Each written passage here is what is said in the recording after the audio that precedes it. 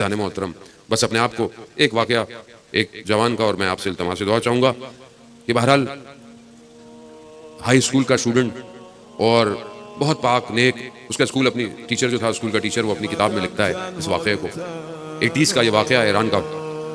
وہ کہتا ہے کہ اس کو اکثر لڑکے گھیر کر کھڑا ہو جاتے تھے اور کہتے تھے کہ تم اتنے نیک ہو تو جنگ میں کیوں نہیں چلے جاتے؟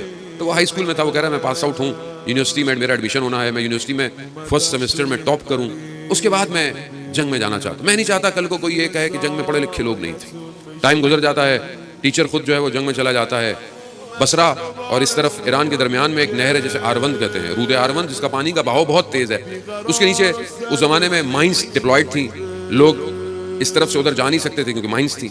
اس مائنز کو ڈی ایکٹیویٹ کرنے کے لیے غوطہ خوروں کی ایک ٹیم تھی۔ وہ استاد جو ہوتا ہے وہ اس آپریشن کو ہیڈ کر رہا ہوتا ہے۔ جیسے ہی وہ صف کو، کیو کو، جو ڈائیورز لباس پہنے ہوتے ہیں ان کو صحیح کرتا ہے تو دیکھتا ہے اس میں وہ لڑکا کھڑا ہوا ہے، پہچان جاتا ہے، شاگرد تھا۔ پوچھتے کہاں تھے؟ کہا فلانی امام صادق یونیورسٹی تہران میں چلا گیا تھا، وہاں سے پڑھ گیا۔ شہریار، شہروز اس کا نام تھا، بہروز۔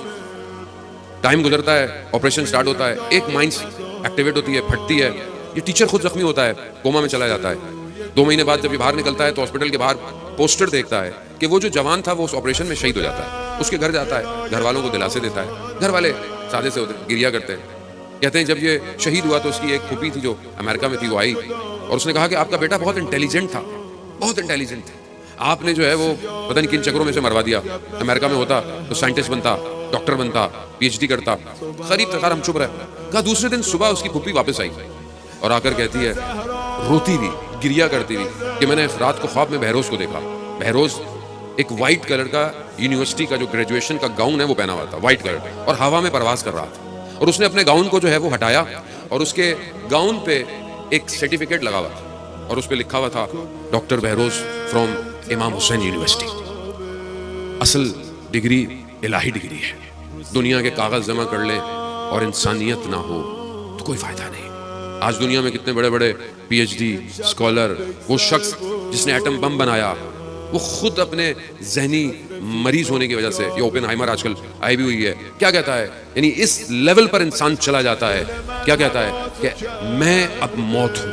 جب اس نے ایٹم بم بنایا تو کہتا ہے کہ میں موت ہوں، میں موت لے کر آؤں گا۔ یہ علم اگر پاک نہ ہو تو تباہی کر دیتا ہے، اور اگر یہ علم پاک ہوتا تو یہی نیوکلیئر انرجی قوم کو بقا دیتی ہے۔ تو بس یاد رکھیے گا، اگر آپ کے قلوب پاک ہیں تو آپ معاشرے کی بھی بقا ہیں، اسلام کی بھی بقا ہیں، اور اگر یہ پاک نہیں تو پھر انا للہ و انا الیہ راجعون۔ بہت شکریہ۔